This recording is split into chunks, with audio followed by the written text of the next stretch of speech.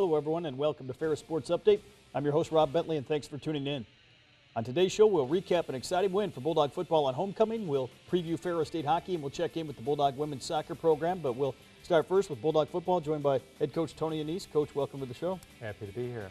Exciting day this past Saturday for homecoming. Tremendous weather, a large crowd, and certainly an exciting win for your kids. Yeah, everything great. You know, the crowd was awesome. The weather was awesome, and we put together, you know, a good performance in all three phases. So it started with special teams, but rolled in with offense and defense playing well as well. So pleased by overall performance. Pleased by so many people coming back and supporting us. It's cool to see now because you know, when I first came here, I didn't know who the former football players were, and as they came back, but now as they come back, they're more and more mine, guys that we've coached here, and it's really just cool to see. How exciting was it for your team to get off to such a great start coming in after a loss the week before? Well, you know, it's a funny thing, but you know, we only scored 3 points at Ashland, and we had scored 6 against Wayne State before the offense even took the field. So that's good to see. You know, it's comfortable, and those were big plays for us. And obviously, a fast start always helps. And you know, also it was awesome to get Travis comfortable and those kind of things. So all in all, you know, couldn't have asked for a better day. As we go to some of the highlights, got off to a great start, as we mentioned. The defense holds Wayne State here early, and Deshaun Thrower is going to get the block punt here to get you on the board first. Yeah, you know, Coach Kasula is our punt return coach, and he talked about maybe going after it. And he said, you know, I want to make sure I have an athlete going to get it. And I said, well, no better athlete than Deshaun Thrower. So here he's got a perfect sense of when to lay out and, you know, what his focal point is on the foot. Danny scooped it up for his first touchdown in college football, and we're ahead 7-0. You get the ball here offensively, and Travis Russell leads your first touchdown drive. Yeah, it was a great drive. We mixed run and pass very effectively, and there Travis finds the end zone. Tremendous crowd, as we mentioned.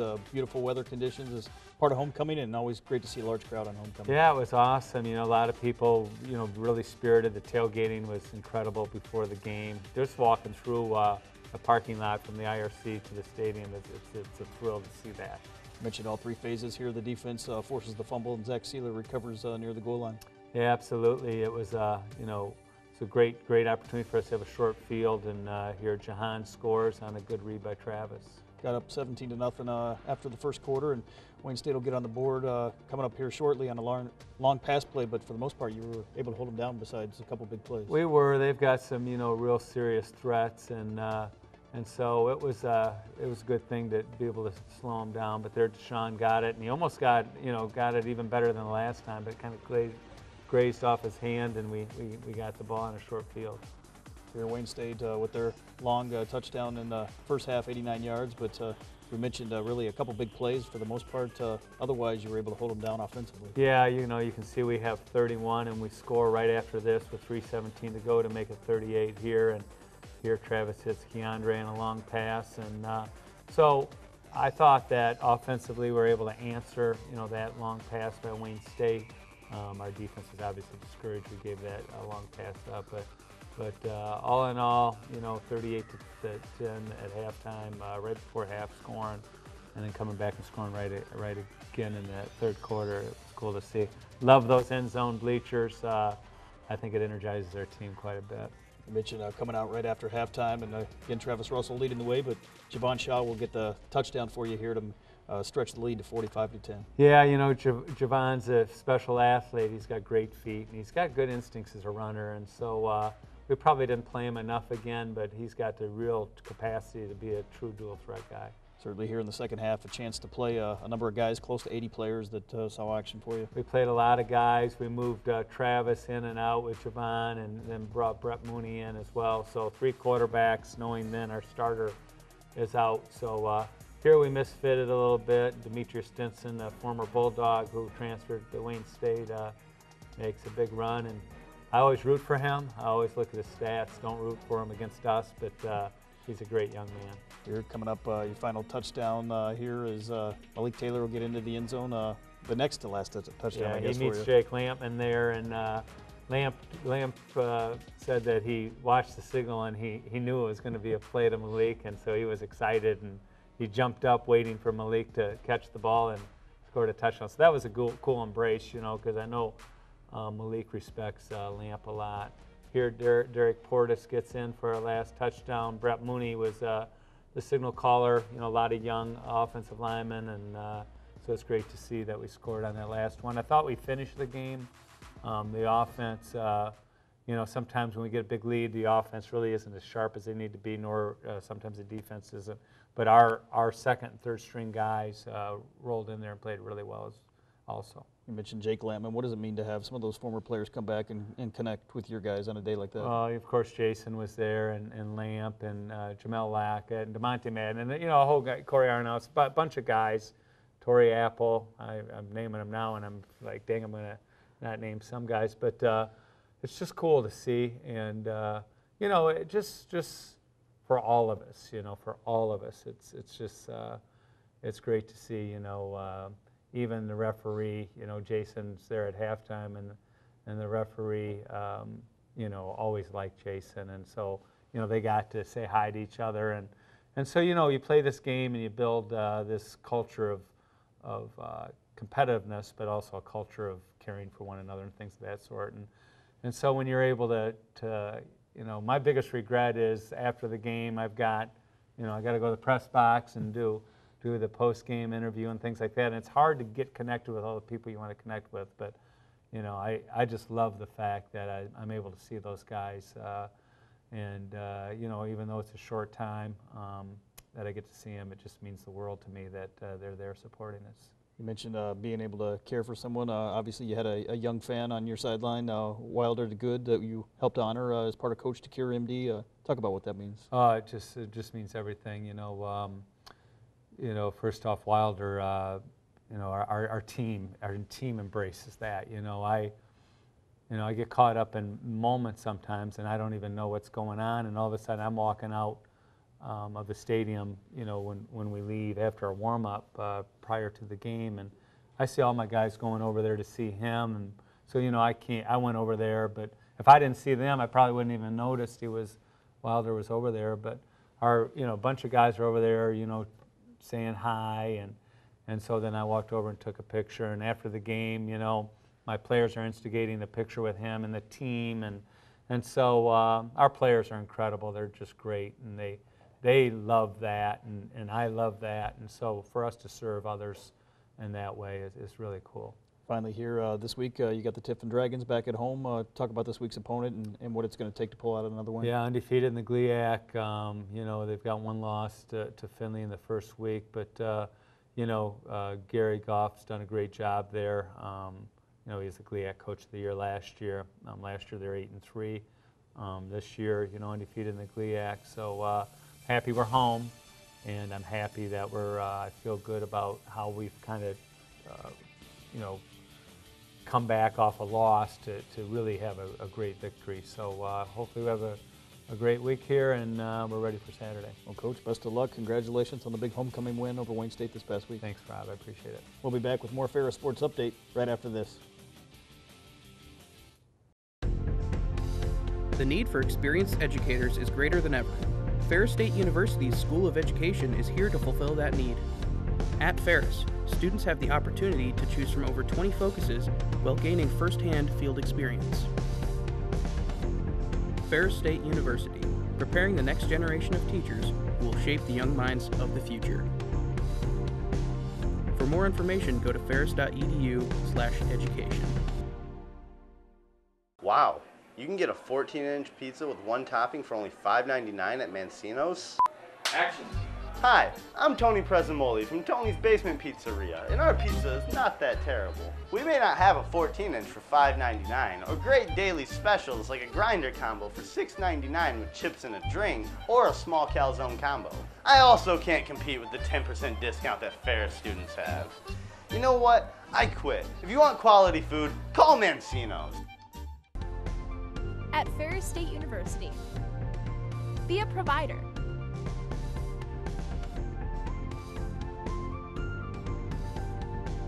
Be an investigator.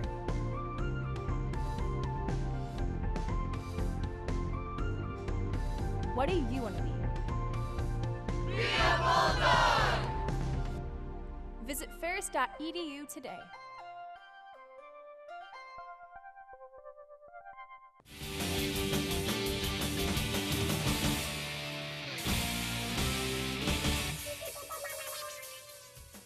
Welcome back to Ferris Sports Update. Time to talk Bulldog hockey with us, head coach Bob Daniels. Coach, welcome to the show for the first time this year. It's good to be back on, Rob. Thank you. Certainly the month of October here, and that means hockey season is here. Had your Crimson and Gold inter-squad game this past weekend, and obviously a big series coming up this weekend to start the regular season against Western Michigan. Yeah, it was really interesting with the Crimson Gold game. It always is, and the fact that, you know, we get the video after the game, and I go to break it down, and so for everything you like on one side, you're like, okay, but what was the breakdown on the other side? And so it's interesting, but we're at the point we need to play somebody, and you know, you can face each other only so much. And now it's time for a game. So we're looking forward. And you can see, you know, starting this week, there's a little bit more of a sense of urgency knowing that Western Michigan, a very good Western Michigan team's on the horizon. As we go to some of the highlights from this past Saturday's inter-squad game, a chance for you guys to get on the ice. We've been on the ice, but taking on each other here, and always nice to see them in a game-like situation. It really is, and it you know, we're grappling, trying to get the right lines, right deep pairings together. We've got a lot of good freshmen that are vying for ice time and some key roles. So, you know, this really gave us a good opportunity. This is not just a feel-good kind of game. They're competing and they know it. They're battling for positions. It was fairly physical for an inter-squad game, but you know, that just speaks to, you know, how close the competition is for ice time. You see Taylor Fernandez score a nice goal on a face-off play. From the standpoint of White on that goal, great play by them. Crimson had blown coverage on the defensive end of things. So it was good to break the film down and then show the guys this morning before we went on the ice for practice, the good and the bad. Got to be nice to have a highly competitive game decided by a goal, went to a shootout here at the end. Yeah, it was highly competitive. And, you know, we had a couple players out there that, you know, won't be in the lineup. One is Oscar Andren. He transferred from BU, so he's going to have to sit the year out. He looked really good, and you can. Corey Mackin had surgery earlier in the year, and he was wearing gold. He'll be good for the weekend. He's good to play, but we wanted to make sure he wasn't hit quite yet. Taylor Fernandez, the eventual shootout winner, right there with the goal, has ends in a 4-3 decision. Yeah, 4-3. You know, with the shootout, we didn't want to go to 3-on-3. We just wanted to play the 5-on-5 hockey out and then go to a shootout at the end. And it's important to watch that and observe what the guys are doing in the shootout, because in our regular season, now if we go into overtime, it'll be 5 minutes of 5-on-5, then 5 minutes of 3-on-3, and then if it's still tied, we go to a shootout in our conference play that we're shooting for the extra point. So it's important. So we watch that carefully. Even in an inter-squad game, we want to see who can handle the situation and who looks like they're pretty much a natural on shootouts. You start off the regular season this weekend against Western Michigan, home-and-home series, Friday night in Kalamazoo, and obviously the home opener on Saturday here in Big Rapids. Talk about the Broncos and what you expect out of this weekend. Well, one thing, this is year 2 or 3 that we've started the year off with Western Michigan, and I like that a lot. You know, it wasn't too long ago we were battling it out with them in CCHA, and now that we've split off into some different conference alignments, it's great to play them start the year. It's highly competitive. There's a great rivalry that's still intact to this day. You know, the fact that they're only an hour and a half, hour and 40 minutes down the road leads to that rivalry. They've got a lot of kids from Michigan. We do as well. So it'll be really hard fought. They're well coached. Andy Murray does, and his staff does a terrific job with their team. And I think this is going to prepare us well for the following weekend. I believe we take on Northern Michigan, so we start conference play. So this is ideal situation. I think it's an ideal situation for them as well. They're going to play a highly competitive and tough Ferris State team. I was going to mention that getting ready to start conference play next week and how this would prepare you, but certainly a challenging WCHA slate ahead with some teams that certainly had some good years last year coming back. That's right, and even to talk about this series, it's going to give us a chance by starting non-conference. We play them Friday and Saturday night at home, and we're going to get some different guys in the lineup. It gives us a little flexibility to try some things out. And then, you're right, we had a very difficult WCHA. You look, and there's some really good teams. Again, Michigan Tech, Bowling Green, Bemidji, Minnesota State, ourselves. They're kind of the odds-on favorites, the top 5 teams. But boy, that next group, they're ready to make a move. Lake State's much improved. Huntsville's much improved. You know, so it's going to be highly competitive. And really, it's it takes about 10 games for me to really figure out where we're at. I mean, it's a 36-game regular season schedule, and it takes about 10 games in to see the good and the bad and move some parts around. What do you see some of the strengths coming in? Obviously, some young guys that got a lot of experience for you last year coming back. Yeah, that's right. Well, last year we were breaking in 4 freshman defensemen and then 2 sophomore defensemen that hardly had played the previous year.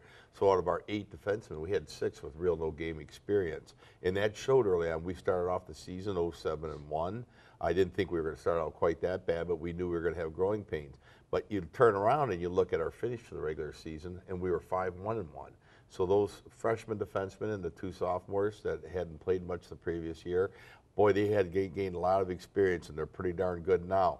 We also had a defenseman sit out last year by the name of Zach Yoder. He transferred from the Air Force Academy.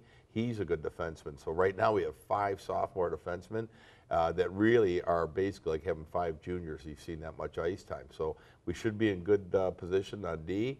In net, Justin Kapelmaster and Darren Smith continue to compete. Last year as a freshman, Kapelmaster had a tremendous year. The year before as a freshman, Darren Smith had a tremendous year. So we're looking forward to a spirited competition in goal. Certainly, you have some youngsters that will see their first regular season action this weekend. Talk about the freshman class and what they have to do to adjust to the college game. Well, we've got some pretty nice size forwards in that freshman class. Marshall Moist looks really good. Cole Norris looks good. We've got Liam McDougall and Lucas Fenner, and that's a pretty good class. And I think while maybe they're not quite ready to lead the way and be prime time, they're pretty darn good. And you look at the returners, we've got Corey Mackin, who, he's going to get some attention for the All WCHA team. Craig Peffley's got a year under his belt. Mitch Maloney looks really good right now. So, when we get all the players healthy and in the right spots, I think we're going to have a pretty good club. Well, Coach, best of luck to the Bulldogs this weekend. Friday night down in Kalamazoo, and obviously Saturday the home opener. Looking forward to it here in Big Rapids. Thank you, Rob. We'll be back with more Ferris Sports Update right after this.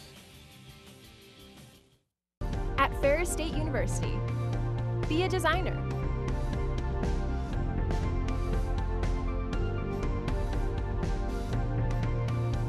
Be an informer.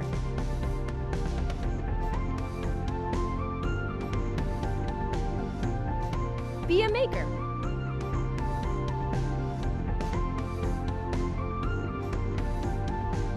Be a Bulldog! Visit ferris.edu today. Cuts back to the right side, breaks a tackle, touchdown! Lining the diagonal, Mackin shoots and scores! Corey Mackin off the rebound! Run to Williams, back to Cushenberry, three-pointer up and good! The tournament champion. Ferris State with a huge win!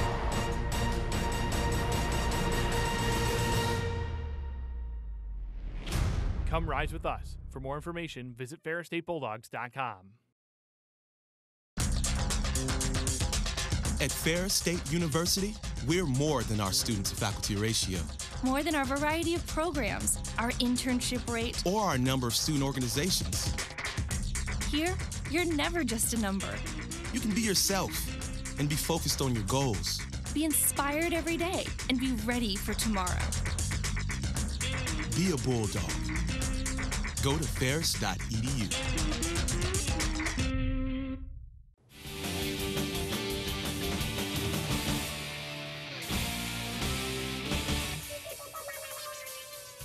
Welcome back to Ferris Sports Update. Time to talk Bulldog soccer, and with us head coach Andy McCaslin. Coach, first of all, welcome back to the show. Appreciate you having me. Just won a contest this past week, but obviously a tightly contested one as you took on Grand Valley State, the West Michigan rivalry, and a tough matchup decided by a single goal. Yeah, tough matchup. There's always a lot of emotion going into that game, so that's one of the things that we have to manage as we kind of approach that week. And the kids were ready. They were excited about it. They knew the team well. We'd prepared all week with video and breakdown and passed, and just a good scout on them. And I thought we gave it a pretty good shot. Certainly against Grand Valley State, always a challenge going on the road and taking them on in their environment on their home field, a tough challenge. Yeah, it's a hard place to play. They've got history there. They don't lose often there. So, you've got to take advantage of chances and put the ball in the net when you have the chance. As we go to some of the highlights from the contest, we mentioned pretty even overall, and one goal really decides the outcome. Yeah, tough to lose like that. It was.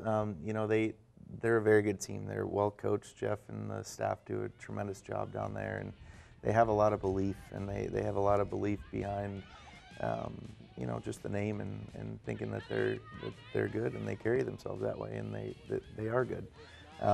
But so for us to go down and play a pretty tight match was exciting, and I was really proud of the team. They obviously had a big edge here in corner kick opportunities, but you were able to keep them out of the net on those 10 corner kick tries. Yeah, they had 10, and that was one of the things we talked about at halftime, was keeping them out and not giving up silly free kicks, because you do that and you cause a lot of trouble for yourself. But here, a goal, we lose markers through the midfield, and it's a tough one to give up, because it's something that we work on so tough, or so hard to defend well as a group, and we just lost marks. Besides that one goal, Grace Kraft for you, net. We'll see her make some saves. Had a nice day for you. She had a tremendous day. We put her in a tight spot twice with a couple penalties that we gave up, again with some poor decisions defensively. But at the same time, she came up huge and made some great saves, not only on the second penalty, but just in the run of play. She kept things clean for us and did a tremendous job. Obviously, a lot of young kids that we've talked about here throughout the year getting a chance to play in an environment like this here early in the conference season. Yeah, that's important. We had 6 freshmen start the game, and it's a hard game for freshmen. It's fast, it's dynamic, and one of the things that we talked about before is we'd played 2 other top 10 teams in the preseason. In the early season, we had played Carson Newman down away. Again, a difficult environment to play, and so and then Mankato at home. So we felt like we were in a good mindset and a good mentality for knowing what we were going to get on the day. We just had to be a little cleaner in the final third, and maybe unfortunate not to score a goal, but we did a really good job in defending and keeping them out. Yeah, I was proud of the team and the way they managed the day. 1-0 here at halftime, but obviously in the second half, as you mentioned, we'll see the Bulldogs have a few opportunities here where maybe you could have got the equalizer. I think so. The backs in the midfield did a really good job with the National Player of the Year last year in Menkati. Grace made a couple big saves. I don't think we see the one crossing a save. But we really had a good bit of possession in the second half, and I think we were a bit unlucky not to score on this occasion, and then a couple others too. Certainly a tough physical type of a game here in the conference against Grand Valley State. Yeah, it felt like a tournament type game. We were down there in 2012, lost a game 1-0 as well. But it was a midweek non-league game. This game felt completely different, and that night in 2012, we kind of sat in and defended for most of the game, and I don't think we did that at all yesterday. We took it at them. We got the ball moving, especially in the second half once we figured out that we could actually play in the game, and we had some dangerous moments. Certainly a chance maybe here coming up later on the year. You'll obviously see them in a non-conference game, but hopefully come tournament time, maybe a chance at another matchup. Yeah, and that's the thing. You want to see teams in those tournament type moments, and we will see them again in late October. So it'll be a game that you want to go and win, but it'll be after the league season is wrapped up. All the team voting and all that stuff has been done. So really the preparation is for that in-region game, but also hopefully if we're in a position for the tournament to be in the GLIAC tournament. Obviously, you certainly can't look past anyone on the schedule, and a couple big matchups coming up this weekend on the road at Tiffin and Ashland, two teams that you saw here in non-conference play. Yeah, it's a hard weekend right now. We've got a lot of emotion that we just got to put aside after the GV game, but we've got two teams that are right neck and neck with us in the league.